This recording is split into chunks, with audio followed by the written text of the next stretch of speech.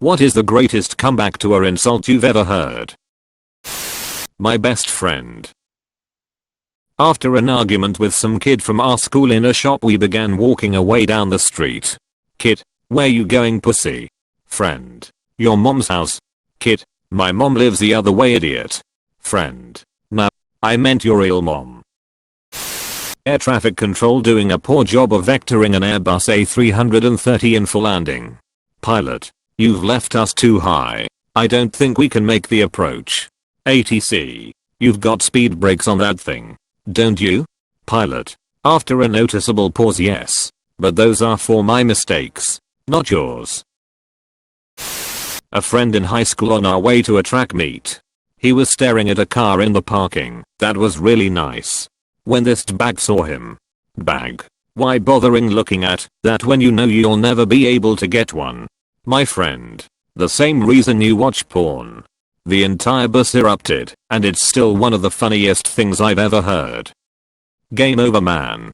Game over.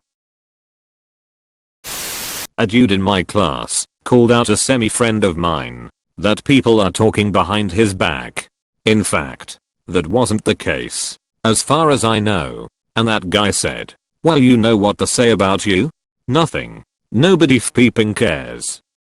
I'm just impressed that you're friends with a semi. So there was two girls fighting, and one of them looks at my sister who was minding her own busyness and says, you go to hell too. My sister, do you want me to say anything to your mom? My sister started saying go to hell as a moody, often rude, teenager. She is a couple of years older than me. One day she said it to me after she'd been chastised by our dad for something she had done. I usually shrugged of her insults because they were meaningless. This day, however, I retorted, why would I go anywhere you are? I'm still pleased at my 13-year-old brain for that one. I do remember her slamming her bedroom door as her comeback. It's gotta be the aliens locker room scene for me. Hudson. Hey Vasquez. Have you ever been mistaken for a man? Vasquez. No. Have you? Undefined. English class in middle school. Kid A. Yo. Kid B. Your mama waited on me at McDonald's last night. Must feel like Speep having a mom that works at McDonald's. Kid B. At least my mom gets out of bed to go to work. English teacher far louder than he realized, damn. The rest of us were laughing so hard. The teacher next door popped her head in to see what was going on. I love it when the entire class laughs enough to bother the teacher next door. Context. John Oliver from HBO interviews Stephen Hawking, may he rest in peace. Joe. And there may be a universe where I'm more intelligent than you? Shh. There may even be a universe where you are funny. I lost count of how many times I've seen that video and it still makes me laugh. The whole interview is just hilarious. Overheard by me, the school bus driver. One 5th grade student was belittling a 1st grader. When it was time for a comeback, 1st grader shouts out, congratulations. The bewildered 5th grader had nothing to say and went to sit down with her friends in the back of the bus. Okay, that's kind of peeping adorable. Joe Pine interviewing Frank Zappa. Joe, I guess your long hair makes you a woman. FZ, I guess your wooden leg makes you a table. How does a dude named Pine have a wooden leg? What if it's mahogany or oak? Hahaha, I didn't even think about that. Good stuff. Many years ago, when we were about 18, a friend of mine was arguing with another person we knew. This person was trying to be a badass and intimidate my buddy. He says me feet are registered. Without missing a beat, my friend replies, where? Health and sanitation? 40 years later I still crack up at this when it comes to mind. What does my feet are registered mean? He meant that he was an expert martial artist who had to register with law enforcement because his feet were lethal. In reality, they were. But only because he stunk from infrequent bathing. A guy makes fun of his bald friend by rubbing his head and saying, wow, your head is as smooth as my wife's bottom. The friend also rubs his head and says, wow, you're right. That had to hurt. I asked my mother why she always wears makeup despite being in her 40s. She told me she wears makeup so she doesn't look like immune defined. Savage. Ruthless. Someone yelled out in a Walmart, "I'm not ashamed of who I am." Another voice echoed back, "That's your parents' job." I used to work with this like 70-year-old woman. She was a supervisor. And one day one of the ladies who worked with us told this old lady to kiss my ass, and the old lady replied, "Where do I start? You're so fat your crack goes all the way up your back." Gran, how many times do we have to tell you? We are not a crematorium. During WW1, Switzerland had a tiny standing army, but they were very skilled marksmen. Wilhelm II of Germany asked what 250k Swiss troops would do if he decided to invade with 500k German troops. The Swiss said, "Shoot twice and go home." Switzerland is actually neutral now, in part because they were such good fighters. Many European countries hired Swiss mercenaries to fight for them. At least, that's what I heard in a YouTube video. Yeah. But nowadays is just to avoid getting wrecked by any enemy Switzerland might face, since it is in the middle of Europe and with a very small army.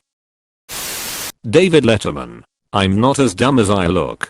Tina Fey, how could you be? I miss Tina Fey in movies. 18th century British radical politician John Wilkes was told in Parliament by a political opponent, "Sir, I do not know whether you will die on the gallows or of the pox." Wilkes shot back with, "That depends, my lord, on whether I embrace your lordship's principles or your mistress." Imagine hitting someone with such a burn that people are discussing it 250 years later. "If you weren't so stupid, what would you be?" asks the husband. The wife replies, without even skipping a beat, "Single." I was the one insulted, but not the one with the comeback. I was out with a co-worker and her friends, and my buddy and I were leaving a little too early for her sensibilities. She jokingly got up in my face and said, "Smell that? Smells like pussy." A guy playing at the pool table next to us stepped forward and said, "I'm sorry, that must be me. I just ate. It was amazing." Smoothworth. Got him. That man knew what he was doing. Definitely a great comeback, but not to an insult. More to an annoyance. I was a camp counselor for a few years at a summer camp. One day my group took a hike to a large rock where we had lunch. My campers were between 8 and 10 years old. This one kid we'll call Jeff keeps poking another kid we'll call Matt in my group to look at this hole in the rock. It's so cool. It's like 6 inches deep and the other kid is clearly getting annoyed just trying to eat his lunch. He keeps shoving sticks into the hole and trying to get everybody to look at it. Finally Matt just puts down his sandwich, looks at Jeff, and goes, "I'll be 6 inches deep in your mom later if you don't shut up." I was trying so hard to be stern with this kid for saying something so inappropriate, but I kept cracking up. It was just such a disproportionately ridiculous thing to say coming from a 9-year-old. To be fair, those are impressive numbers from a 9-year-old. My grandma got into a fight at the grocery store with a guy who told my 9-year-old brother to move the f*** out of the way. They were going at it, and his final words were, "Suck my dick, bitch." She said across the store, "If I could find it, bitch." Undefined. Grandma don't play. Haha, she's always trying to fight somebody. There's a story about Margaret Asquith, a British socialite and author, meeting Jean Harlow and correcting Harlow's mispronunciation of her first name. No, the T is silent, as in Harlow. There's a story about Margaret Asquith, a British socialite and author, meeting Jean Harlow and correcting Harlow's mispronunciation of her first name. No, the T is silent, as in Harlow. Same era, I guess, roughly.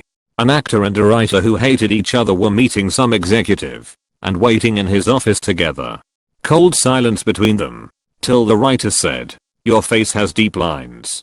Your writing doesn't," was the instant reply. Chelsea Handler told Russell Brand, "The way you are looking at me makes me want to cover my vagina." He replied, "Ma'am, if I had a rubber glove, I'd do it for you. Crowd burst into laughter and she even acknowledged that was good. Chelsea Handler was doing a difficult interview with Kevin Spacey, so she offered him a Vicodin. He answered, "Do you have any left?"